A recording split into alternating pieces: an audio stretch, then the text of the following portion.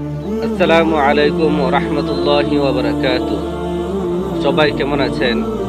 আশা করি ভালো আছেন। আলহামদুলিল্লাহ, আমিও আল্লাহ তাআলার অশেষ মেহেরবানিতে ভালো আছি। আজকে কথা বলবো প্রকৃত ভালোবাসা কেমন হওয়া উচিত।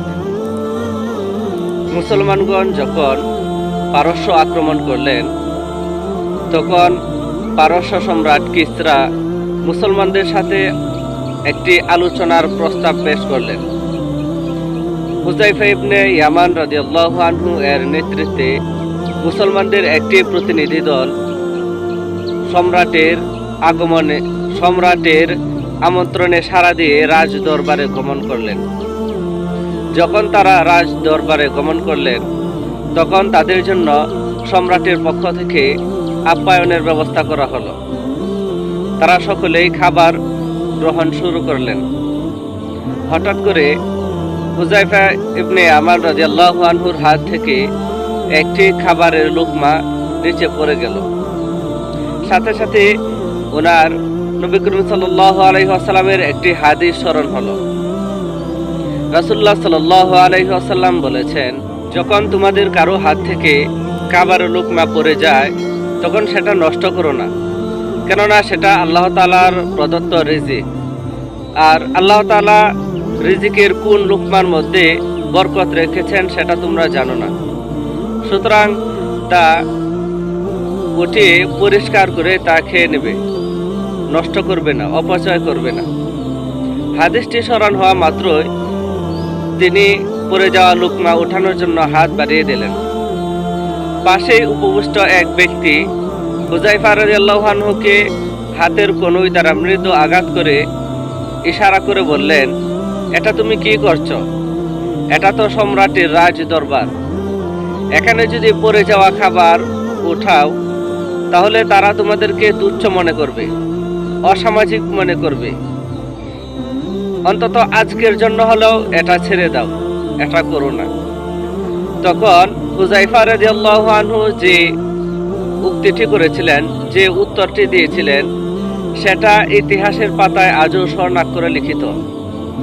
তিনি বলেছিলেন, আআতরুকু সুন্নাতা হাবিবি সাল্লাল্লাহু আলাইহি ওয়াসাল্লাম লিহাউলাইল হুমাকা, অর্থাৎ আমি কি এ সমস্ত আহমকদের জন্য আমার প্রিয় নবী সাল্লাল্লাহু আলাইহি ওয়াসাল্লামের সুন্নতকে ছেড়ে দেব?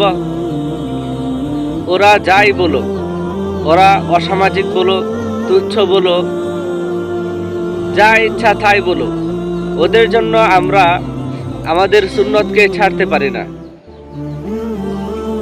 কবি বলেছেন, তু কুজা মান কুজা সুন্নতে আহমদ কুজা, তুমি কোথায়, আমি কোথায়, আর আহমদ সাল্লাল্লাহু আলাইহি ওয়াসাল্লামের সুন্নত কোথায়? আজ আমরা বিদুর্মীদেরকে খুশি করার জন্য তাদের চাল চলন অনুসরণ করছি।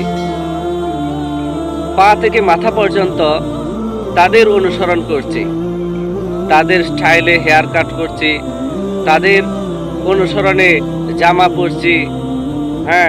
এরকমভাবে আমরা প্রিয় নবীর সুন্নতকে বর্জন করে ফেলছি। যে নবীর আদর্শের পোশাক পরলে তারা আমাদেরকে মৌলবাদী বলবে, অসামাজিক বলবে, এ ধরনের চিন্তা করছি।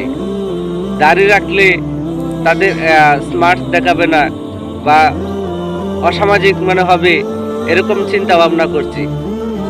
মূলত আমরা বিধর্মীদের যে অনুসরণ করছি তাদেরকে খুশি করার জন্য, অথচ তারা কখনোই মুসলমানদের প্রতি সন্তুষ্ট হবে না বা খুশি হবে না। কারণ আল্লাহ তাআলা ইরশাদ করেছেন, লান তারদা আনকাল ইয়াহুদু ওয়ালান নাসারা হাত্তা তাত্তাবিআ মিল্লাতাহুম, তোমরা যতক্ষণ পর্যন্ত তাদের ধর্মের অনুসরণ না করবে, ততক্ষণ পর্যন্ত তারা তোমাদের উপর সন্তুষ্ট হবে না।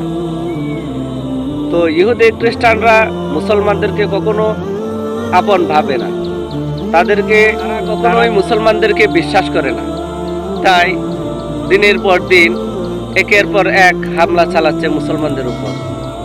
মুসলমানদেরকে নিধন করার জন্য বিভিন্ন দেশ, বিভিন্ন সংস্থা বিভিন্নভাবে মুসলমানদেরকে আক্রমণ করে যাচ্ছে।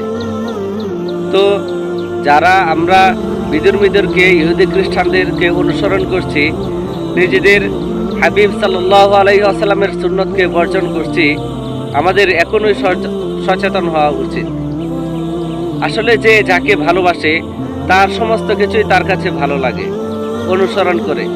তো আমরা যদি নবীজিকে প্রকৃতপক্ষে ভালোবেসে থাকি, তাহলে নবীজির প্রতিটি সুন্নত আমাদের ভালো লাগার কথা, আমাদের অনুসরণ করার কথা।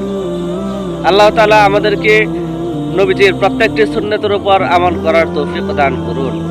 আমিন।